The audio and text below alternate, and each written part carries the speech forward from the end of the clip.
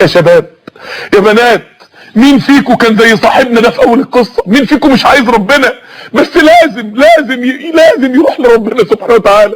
مين فيكم يا شباب؟ مين فيكم انت لغايه امتى هتورط نفسك في الطريق اللي انت ماشي فيه ده؟ لغايه امتى؟ لحد امتى؟ متعه ايه اللي لقيتها في الطريق اللي انت ماشيه فيه ده عشان تكملي فيه؟ لحد امتى هتفضل مدي ظهرك لربنا؟ لحد امتى هتفضل تورط نفسك في الطريق ده خطوه ورا خطوه؟ لحد امتى؟ لحد امتى هتفضل ماشي في سكه مفيش اخرها حاجه؟ لحد امتى هتفضلي ماشيه في سكه اخرها النار، اخرها جهنم، اخرها السعير؟ لحد امتى؟ لحد امتى؟ كل يوم واحده جديده بتتوب، كل يوم واحده جديده بتتقب، كل يوم شاب جديد بيتوب، كل يوم واحد بيرجع لربنا. اللي كانوا معانا في رمضان اللي فات والنهارده ما شاء الله بقى دعاء الى الله في سنه واحده. احسن منك في ايه؟ احسن منك في ايه؟ اللي عرفوا ربنا احسن منكم في ايه؟ اللي تابوا ربنا احسن مننا في ايه؟ يا شباب، احد الشباب ربنا يبارك فيه يا رب، لسه كان بيتجوز من ايام ووشه ما شاء الله لا قوه الا بالله، وشه نور باللحيه وزوجته ما شاء الله بالنقاب. كان زمان في واحد كان من المفسدين والعياذ بالله، من المفسدين عندنا، ودخل الجامع وقرر يرجع لربنا ويبقى انسان غير عادي. وهو داخل الجامع قابل واحد صاحبنا اول ما شافه راح قام حضنه، اول مره يدخل الجامع صلاه الفجر راح حضنه وقال له الحمد لله على السلامه. ياه، بيقول الكلمه دي زلزلت قلبي، حسيت ان قلبي بيترتل وانا بسمعها. يا شباب هنسمعها امتى بقى حمد لله على السلامه؟ هنقول لكم وهنقول لنفسنا امتى حمد لله على السلامه؟ رجعتوا لربكم ومولاكم بالسلامه. النبي هيقول لنا على الحوض عليه الصلاه والسلام واحنا رايحين فرحانين مع بعض بنجري عليه مع بعض كلنا، وهو بيقول لنا الحمد لله على السلامه. رجعتوا لنا بالسلامه، رجعتوا لربكم ومولاكم بالسلامه، رجعتوا لي بالسلامه. هنقول لك امتى حمد لله على السلامه؟ هنقول لك امتى حمد لله على السلامه؟ يا شباب هتقدر، والله العظيم هتقدر تتغير، وهتقدر تثبت، وهتقدر تتوب، وهتقدر تبقى بطل.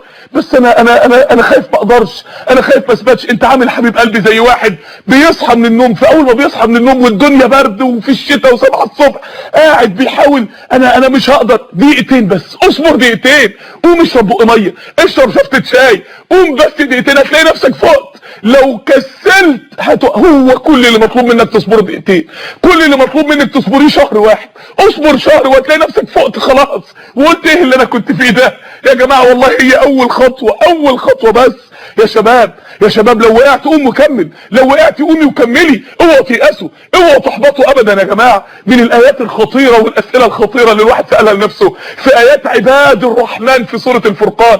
عباد الرحمن اولئك يجزون الغرفه، اعلى درجات الجنه عباد الرحمن. يا جماعه الواحد سأل نفسه في آيات عباد الرحمن ليه ربنا في وسط الذين يبيتون لربهم سجدا وقياما ربنا بيقول والذين لا يدعون مع الله إلها آخر ولا يقتلون النفس التي حرم الله إلا بالحق ولا يزنون؟ يا رب انت بتتكلم عن إلا من تاب، انت بتتكلم عن اللي زنا وتاب ليه يا رب وسط عباد الرحمن؟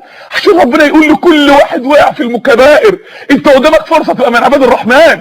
انا مش بقول لك دلوقتي انت قدامك فرصة تتوب وربنا يقبلك، انا بقول لك انت قدامك فرصة تبقى من اسبق الخلق الى الله. انت مفيش حاجه راحت عليك، ربنا هيبدل لك عمرك اللي فات كله، كل السيئات هتتبدل حسنات، كانك قضيت عمرك اللي فات كله قاعد تصلي وتصوم لربنا. معقوله؟ بس لو جيت صح، لو بدلت صح، لو تبت صح، لو رجعت لربنا سبحانه وتعالى صح، ساعتها شوف ربنا هيعمل لك ايه، شوف ربنا هيعمل لك ايه. هل لي من توبه؟ ده انت ليك توبه وتوبه وتوبه. هل لي من توبه؟ ده انت ليكي توبه وليكي فرصه انك تبقي من اسبق الخلق الى الله. سؤال خطير سالته لنفسي وانا بقرا سوره الزمر. سوره الزمر اللي بتتكلم عن اعلى زمره هتدخل الجنه، اعلى زمره خالص، اول زمره هتدخل الجنه. لقيت ربنا بيقول في وسطها قل يا عبادي الذين اسرفوا على انفسهم لا تقنطوا من رحمه الله.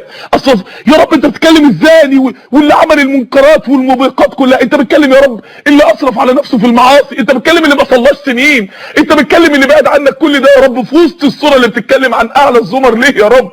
عشان اقول لهم ان قدامك فرصه لسه تبقى من اعلى زمره، عشان كل عاصي يعرف ان قدامه فرصه، مش انه يتوب بس وانه يتقبل بس، انه يتفتح له ابواب الجنه الثمانيه وابواب الفردوس الاعلى. الاعلى. هتقدروا يا شباب، هتقدروا والله العظيم، هتقدروا تخلصوا من مخططات اليهود ومخططات اعداء الامه، هتقدروا تخلصوا من خيوط العنكبوت، هتقدروا تخلصوا من حقن السم، هتقدروا تخلصوا من الكلابيش اللي الشيطان كلبشها في رجلنا في طريق جهنم.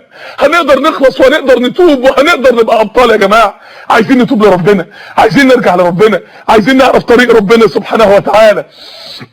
عايزين نقول لبعض بقى الحمد لله على السلامه، الحمد لله على السلامه. ده هي اول خطوه. كنت بقرا في قول الله: لقد تاب الله على النبي والمهاجرين والانصار الذين اتبعوه في ساعه العسره. قلت يا رب دي ما كانتش ساعه، غزوه تبوك كانت شهر يا رب، غزوه تبوك كانت 30 يوم في 24 ساعه، كل ساعه جوع وعطش وعذاب رهيب اتعرض ليه الصحابه. غزوه تبوك يا رب كانت شهر العسره مش ساعه العسره، لا ده هي اول ساعه بس بتاخد فيها القرار، هي اللحظه اللي هتاخد فيها القرار، هي اللحظه اللي هتقرري فيها انك تبقي في طريق ربنا، هي اللحظه اللي انت هتقرر فيها انك تبقى بطل في الدين، هي اللحظه اللي انت هتقرر فيها انك تتوب. انا بكلم حتى الملتزمين والملتزمات، احنا عايزينكم تبقوا ملتزمين غير عاديين، عايزين يا جماعه نتقلب يا جماعه، عايزين نشيل الكسل اللي احنا فيه، الغفله اللي احنا فيها، المعاصي اللي احنا فيها، شهوات القلب اللي متمكنه من قلوبنا دي. عايزين نبقى شباب غير عادي، عايزين نبقى شباب غير عادي، عايزين تبقوا بنات غير عاديه، شباب غير يا اخوانا عايزين نتوب لربنا ونرجع لربنا. قدامنا الفرصه والباب مفتوح وهنقدر، والله العظيم هنقدر. هل لي من توبه؟ ايوه، توبة وتوبة وتوبة.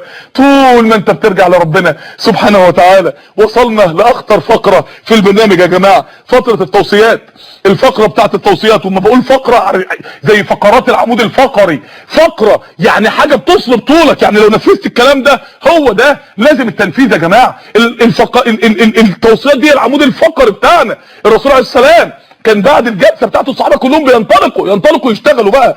يا اخوانا عايزين على فين يا شباب؟ على فين الليله؟ على المسجد جري، على المسجد ركعتين توبه بقى، على المسجد ركعتين توبه نتوب لربنا سبحانه وتعالى من كل اللي فات. ايه المشكله؟ ركعتين التوبه دول يا جماعه للجميع والله، للملتزم وغير الملتزم، ده احنا كلنا معاصي، كلنا معاصي والله العظيم. ركعتين توبه نعاهد ربنا على صفحه جديده مع ربنا سبحانه وتعالى. يا شباب، الشباب اللي عايزين يشتغلوا في الدعوه، الشباب اللي عايزين يعملوا الحلقات دي سيديهات ويدوها للشباب اللي بعيد عن ربنا، لسه موجوده على الموقع بعد الحلقه على طول ان شاء الله هتلاقوها على موقع ويتو الله، الطريق الى الله باذن الله سبحانه وتعالى. وان كان رمضان ما هوش وقت نت، رمضان وقت دعوه، يعني انت لو هتدخل لمصلحه دعويه بس مفيش اكتر من كده يا جماعه، او عشان تسمع تاني، عشان تتاثر تاني. يبقى يا اخوانا عايزين باذن الله سبحانه وتعالى، عايزين رمضان ده يبقى رمضان جديد، رمضان ده يبقى نقله في حياتنا. عايزينك تاخد امتياز مع مرتبه الشرف في رمضان ده، عايزينك تاخد امتياز مع مرتبه الشرف. عايزين نقول لكم كلكم ابشروا بخير شهر مر عليكم منذ ولدتكم امكم بعد نهايه الشهر ده. يا شباب عايزين نتوب لربنا ونرجع لربنا. ما تنسوش دروس مشايخنا الكبار، دروس اساتذتنا، شيخنا الشيخ حسان، شيخنا الشيخ يعقوب، دروس الصحابه والسلاسل بتاعت التوبه وبتاعت التغيير ده كلها. عايزين يا جماعه ما ننساش السلاسل دي ابدا، نتفرج عليها عشان بقى يحصل لنا الفرمطه بتاعت الكمبيوتر، نتغير، نتقلب، نخرج من رمضان ناس تانيين، نخرج من البيئه الايمان الرهيبه اللي ربنا فتحها لنا دي ناس تانيين. على فين يا شباب؟ على حياتنا كلها نغيرها على ركعتين التوبه ونبدا توبه. طب نعمل حاجه عمليه، نعمل حاجه عمليه. والانسان الصالح بيعمل ايه؟ بيعمل كل حاجه. طب يعني حاجة. انا عايزك النهارده تروح على ايد امك وابوك تبوسها وعلى رجل امك وابوك تبوسها. ليه؟ ده انا اتكسف. مكسوف ايه يا ابني؟ مكسوف في الجنه؟ مكسوف يا ابني؟ مكسوفه يا بنتي تعملي حاجه تدخلك الجنه؟ قومي يا بنتي، الاطباق والمواعين ديت اللي بعد الفطار محطوطه ديت، قومي يا بنتي شطبيها لوالدتك، قومي اعملي حاجه، قومي اعملي. انت هنصلي ركعتين توبه ولا هنروح ولا نغسل يا ست اغسلي لوالدتك وبعد كده ابقى روحي صلي ركعتين توبه. يلا يا رجاله، يلا يا شباب، يلا يا شباب انطلاق، يلا يا شباب جيم اوفر. خلاص بقى كفايه علينا الليله كده مع بعض، كفايه جيم اوفر. يلا بس مش جيم اوفر واحد كسبان وحد خسران، كلنا كسبانين مع ربنا. جيم اوفر. يلا انطلاق يا رجاله، يلا انطلاق على الشغل، يلا انطلاق على ان احنا نبقى شباب غير عادي. اقول قولي هذا واستغفر الله لي ولكم. اللهم تب علينا، اللهم تب على عصاة المسلمين، اللهم انا نتوسل اليك ان تتوب علينا.